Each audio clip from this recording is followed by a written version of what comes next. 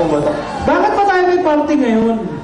Bakit tayo may party? May party tayo dahil eto na dahil po sa kapatid ko nga sa Amerika, si Romilin. Budget niya to, ika na. Hindi naman lahat. Hindi naman lahat, hindi naman lahat. Hindi lahat. Nagambag kami. Nagambag siya ng mga 500 yata. 250. Ang nangyari mo kasi nung araw, ganito eksena nun eh. Magdidibo yung kapatid ko. Magdidibo si ate. Si Romilin magdidibo. Oo. Kaya wala tayong pera nun. Wala kaming pera. May hinakita eh. Pero ito eksena. Sino ka? Ako si Daddy. Ako si Naknak. Ako sige, nangyari. Ako si...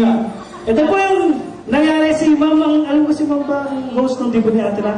Si Ma'am. Successful naman yung dibo, di ba? Successful yung dibo ng kapatid ko. Ito eksena mo noon. Sige, sige. Ano ko yung kahinaan ang kita namin magdidibo kapatid ko. Ako Okay. si Naknak. Daddy, gusto ko may dibo ako. Daddy, gusto ko may dibo ako. Anak, titingnan natin.